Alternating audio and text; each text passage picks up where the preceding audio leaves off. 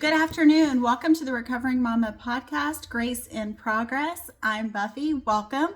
If this is your first time, happy to have you. If you're a returning viewer, also happy to have you. So for those of you that this is your first time, let me introduce you to what our podcast is about, who I am, and why I have a podcast.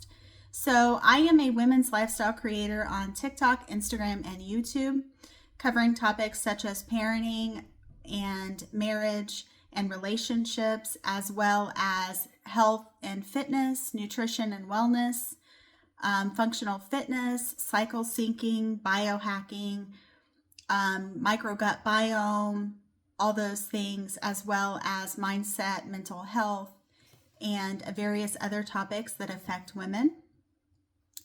And so today we're going to be talking about emotional minimalism. Declutter your mind like your home. Declutter your mind like your home, because peace isn't found in more, it's found in less. Welcome back to the Recovering Perfectionist Mama, Grace in Progress podcast, where we talk about real growth for real women. Today we're diving into something we don't talk about enough: emotional minimalism.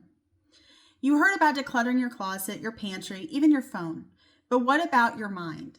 What about the emotional clutter that piles up, not because we don't care enough, but because we are caring about everything all at once? I can relate. How many of you can relate to that? So today we're going to talk about how to declutter your emotional life, to keep what serves you, release what drains you, and create room for calm and clarity again. I actually have a podcast here I did, I believe, a couple days ago on unbecoming who the world told you should be and things like that, as well as letting go of things that no longer define you. There's several of those on there. So understanding emotional clutter is what we're going to talk about next. And let's start here. And it seems like a logical place to start because a lot of people are like, emotional clutter, that really makes no sense. But let's start with emotional clutter. And emotional clutter is the mental and emotional residue we carry from overthinking, overcommitting, and overfeeling. Guilty. How many of you are guilty of this as well? I know it can be easy to do because I feel like women in general are very intuitive creatures. They're very emotional creatures. So they recognize almost innately that someone is struggling. And so they want to take on part of that burden. They want to help. They want to be helpful. There we go again, just like I believe yesterday's podcast where it talked about the expectations to be nice, to be helpful, to be accommodating. Nice still gets me for sure, but it's the text you haven't replied to because you don't want to disappoint someone. It's the guilt that lingers when you say no. It's replaying a conversation you had 3 days ago, editing it in your head, wishing you had said it differently. How many of you lay awake at night thinking of all the terrible things that you've said? I know I used to go around saying, and I do sometimes still, I go around saying, if there's two ways to take what I just said, and one of them is like really rude and hateful, and one of them is nice, then clearly I meant the nice one. And everyone's like, well, yeah, of course, like you're not that type of person, so why would we think that you meant the hateful one? But your mind does play tricks, and there is, and I've talked about in previous podcasts, how your brain has this negative bias. So it tends to look at things negatively rather than positively. And that is the source of our inner critic, which I've also done a podcast on that. And you think about it, and it's like your inner voice isn't made up of you. It's made up of all the negative things that your brain has held onto. And your brain doesn't realize that those things aren't true. So you have to work on reprogramming your brain to say, this is not true, this is not accurate, no way, no how, and try to reframe the negative self-talk, which I've also done a podcast on that as well. Emotional clutter builds when you take responsibility for other people's emotions, internalize every problem as your fault to fix. I'll be honest, I've had issues with both of those things because I do tend to pick up on other people's feelings. I want people to be happy. I want people to feel well. I don't want anyone to be sad or hurt or anything like that. And I do take responsibility for things that don't belong to me. Oh, you're sad. Well, I must have done something to you. And I think a lot of women have that issue, and we've been conditioned to have that issue. Say yes when your body is screaming no. Fill every quiet moment with noise or distractions so you don't have to worry about your emotions if you're too busy, running around to start feeling anything.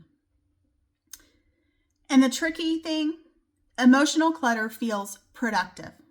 And we have been conditioned as women to feel productive. It feels like you're doing something, managing, caring, staying in control, but really you're overloading your emotional system. Just like a home that is filled with too much stuff, your inner space becomes chaotic, crowded, and overstimulating. And eventually, you stop feeling safe in your own head. The hidden costs of emotional clutter. Let's talk about the cost, because there's always a cost, isn't there? Because emotional clutter isn't just a mindset problem, it's a nervous system problem. When you're constantly emotionally overstimulated, your brain stays in a low-grade fight or flight state. You become reactive instead of responsive. You feel drained after simple interactions, and you lose track of your own emotional needs because you're too busy managing everyone else's. Other side effects? Decision fatigue. Every choice feels heavy because your emotional closet is overflowing. Resentment. You start resenting people you love because they're unknowingly adding to your load. Numbness. When everything feels like too much, your brain starts to shut down to protect you. Loss of self-connection. You forget what you feel, want, or need because your emotional bandwidth is occupied elsewhere. Emotional clutter steals your energy, your creativity, and your ability to feel joy in small moments. The minimalist mindset shift. So how do we start decluttering emotionally? We shift from emotional accumulation to emotional intention. Just like the minimalism in your home, it's not about cold detachment. It's about conscious curation. Ask yourself, what emotions, relationships, and responsibilities actually add meaning to my life? Which ones are just taking up space? Emotional minimalism doesn't mean ignoring feelings. It means creating emotional clarity, which is different, right? Essentially ignoring versus clarity. Huge difference. Knowing what's yours to feel and what's not. It's the practice of saying, I don't have to hold everything to be a caring person. When you start living this way, you free up space for peaceful mornings instead of mental chaos, deeper connections instead of constant people-pleasing, because ultimately at the heart of people-pleasing is a self-esteem, i.e., I need to be productive, I need to give, energy to pursue what lights you up, instead of constantly managing emotional fires. Now, let's get practical, guys. Practical steps to declutter emotionally. Let's make this practical. Here are 6 powerful strategies to start your emotional decluttering process. 1, identify your emotional clutter hotspots. Ask, where does my emotional energy go to every day? Maybe it's social media outrage, an unsustainable friendship, or chronic guilt. Start noticing what drains you versus what restores you.